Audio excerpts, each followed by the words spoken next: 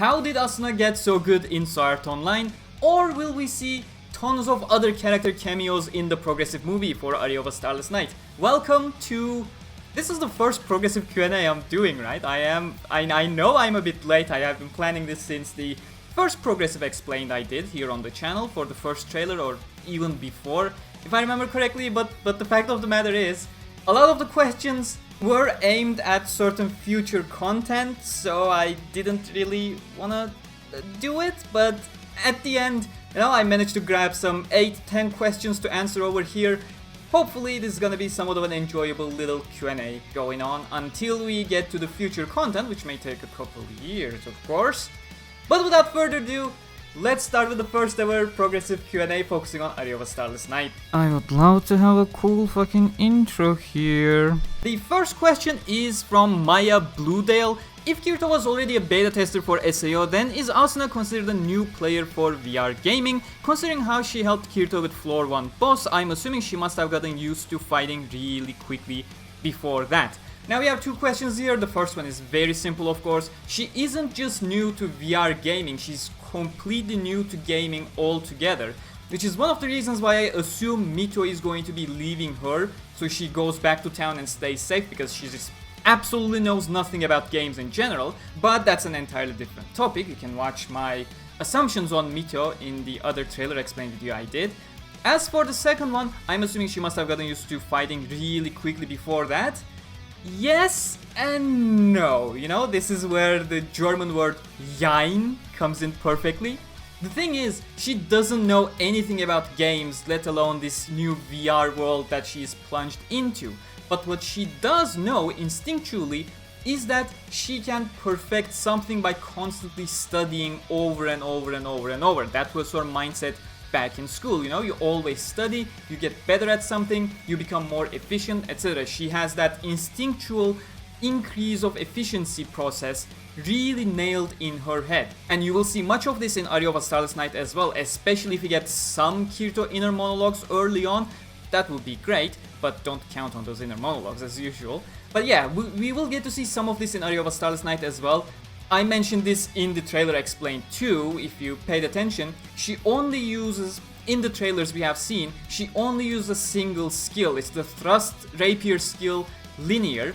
And what she does is, she basically has this pattern of use linear, dodge, use linear, dodge, use linear, dodge. And she's basically perfecting that pattern to a point where she can safely keep killing the enemies and dodge, keep killing the enemies, dodge. But of course, on the other side, the fact that she knows absolutely nothing about these games in general, she's extremely inefficient as to how she's dealing with the HP bar of an enemy, for example, on an entirely different topic.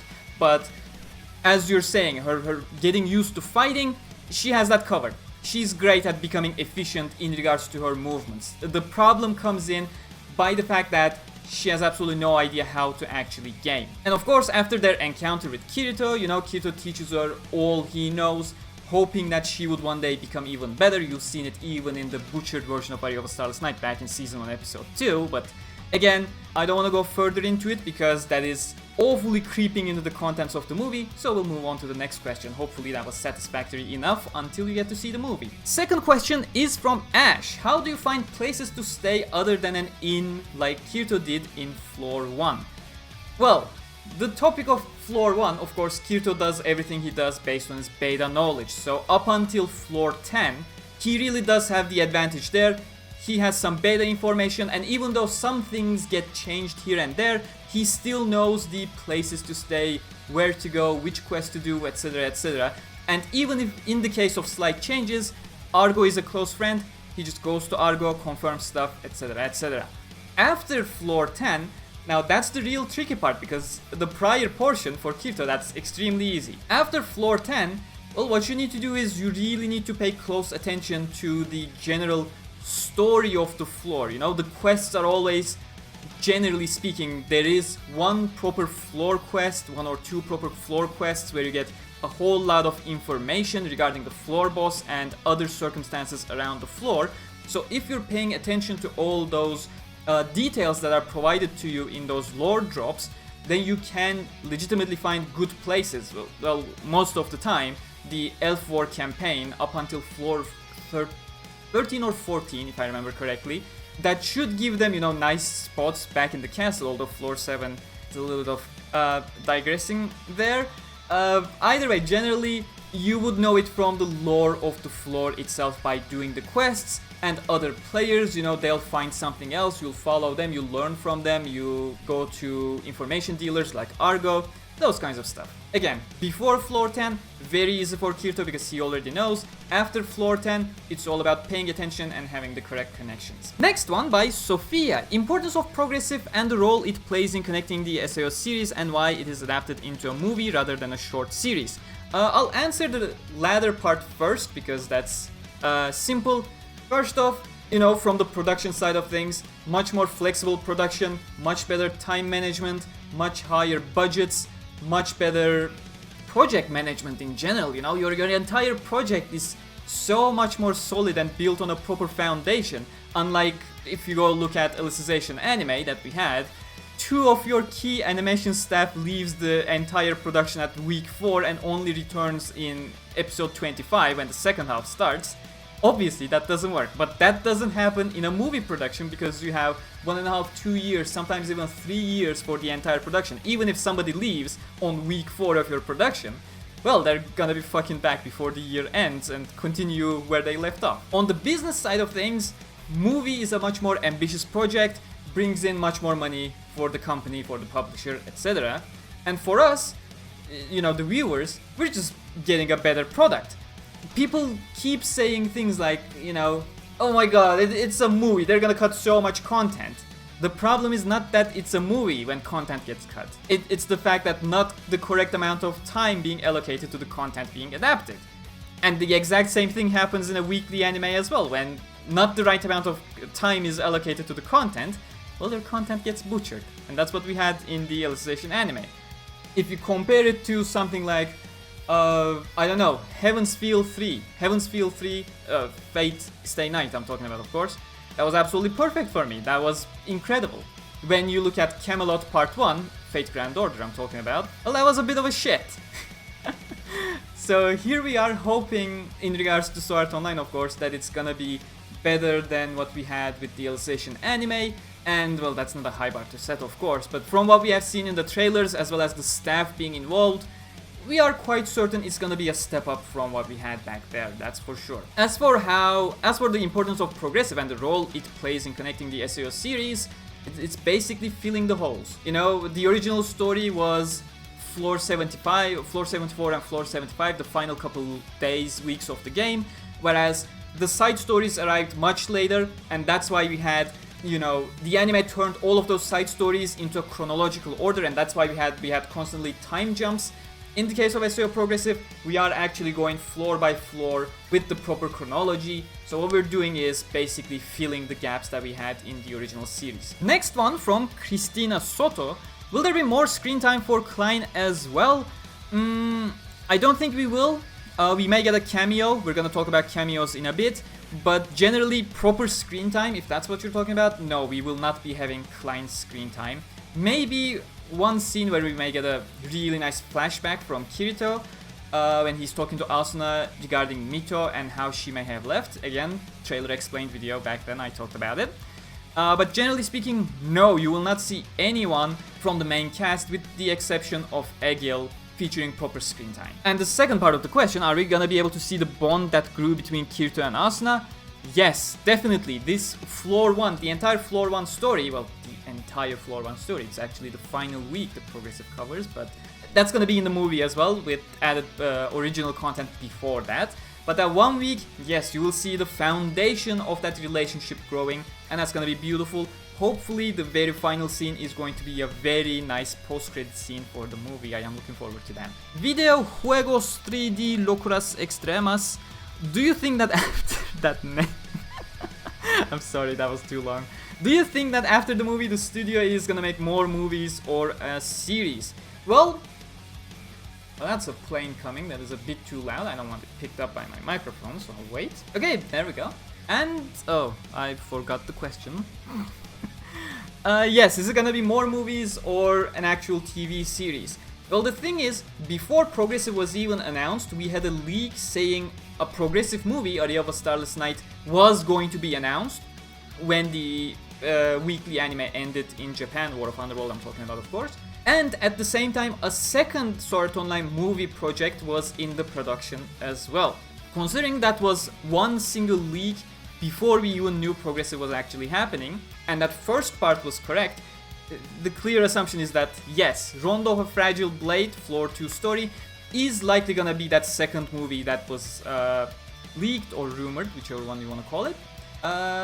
After that, we know absolutely nothing, but it's much better to go with movies. I genuinely don't want another case of Alicization where they can't even keep the staff they have on board, go too ambitious and not be able to make the scenes properly within a weekly period, etc, etc.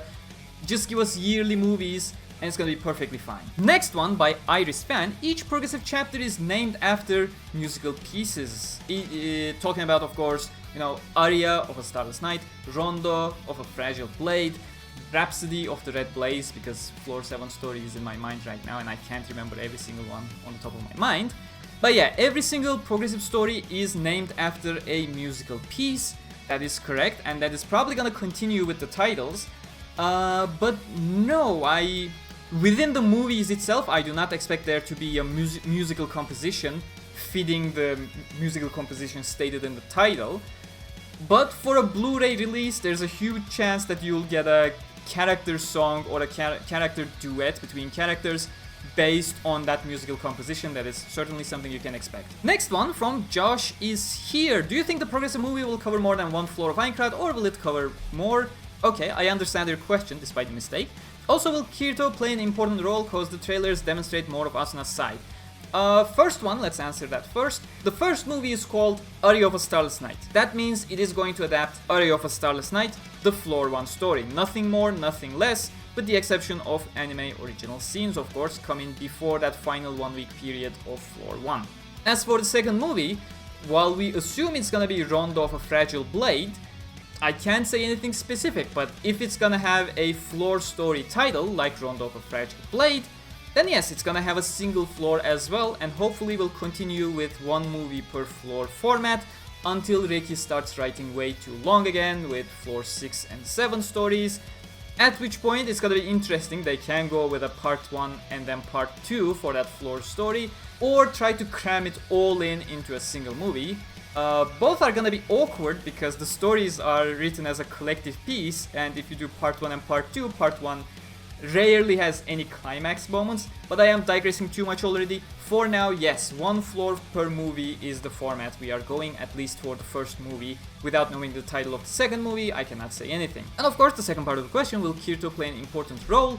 Yes, he will. Just because we're getting a portrayal from Asuna's point of view doesn't mean Kirito is completely irrelevant. He is still the core of our story, and the main reason they are going with such an Asuna focus is because the exact same story, Aria of Starless Night, was adapted back in Season 1, Episode 2, albeit butchered by about 70-80%, everything cut out from Kirito's perspective. So the movie is taking a fresh approach into the exact same story, and a fresh approach is coming from a shift of that point of view being shifted over to Asuna. Generally speaking, Progressive series has a predominantly Kirito-based point of view, with some Asuna point of views here and there. Let's put it that way. Next one is from Skyla4263. Do you think adding non-source material scenes regarding the interactions of people in the real world to the SAO incident and the repercussions on the victims' families, etc. would be any good? Would you like to see something like that? That entirely depends on... I am not against the idea, let's start with that. I am not against the idea, but it just an idea alone doesn't make it good or bad. What I'm trying to get to is, it completely depends on the approach the narrative wants to have, and in my opinion, from what we have seen in the original adaptation as well as what we have seen in the trailer, they really want to portray a narrative as Asuna perceives it. In the case of the movie, of course. In the case of the original, that was the narrative that Kirito perceived, but in the movie, they really want to portray what Asuna is perceiving. So if you're following that narrative completely from Asuna's point of view, you can't put separate scenes over here showing the real world reactions because we are supposed to be limited to what Asuna's seeing only. And yeah, based on that logical conclusion alone, no, chances are we will not see such a thing, aside from when Kayaba shows some real world news, of course. We will not see such a thing at all, and I don't think, given the approach they are doing the movie with, I don't think that'll be a good idea for this specific narrative approach either. And next question, as well as the final question from Trialga: do you think that characters such as Silica, Lisbeth, etc. will have a cameo in the progressive movie? Now, there is a point where we may get a shit ton of cameos, and that is of course the beginning portion during Kayaba's tutorial, the announcement section. We'll see how many cameos we'll get, because we'll either get none, because the movie really wants to stick with a personal Asuna approach, or we'll get to see a shit ton of them, primarily focusing on Yuna and Eiji, of course, being the anime's golden children from Ordinal Scale. But that is the point. If we're getting cameos, I cannot say if we will or not, because again, it completely depends on what kind of a narrative approach they want to have. But if we're gonna get cameos, we're gonna get a shit ton of them, and that's gonna be the scene where we'll get those cameos. Of course, towards the end of the movie, we'll get Lind and Joey, if I'm not mistaken, or Joe, not entirely sure how to pronounce because I didn't check the kana at the end, but those are teasers for the next movies, next stories anyways. My assumption is that you're talking about, you know, main cast characters cameoing. Yes, we may see them. No, I am not exactly sure if we are. But yeah, that's it from the progressive Q&A, the first one. Not sure if I'll get to make more before the movie, but after the movie we can return to the format and answer your questions after the movie, if you have any left, of course. I hope you enjoyed this. If you did, make sure to like, you know, becoming a channel member helps a lot, using that super chat. I am saying this because this will be a premiere, and that's where you can use super chats and stuff. But if you're watching this later, just become a member. I'll love you for it. Thank you very much, and I'll see you next time. Until then, stay cool. My hair is really wavy and fluffy today.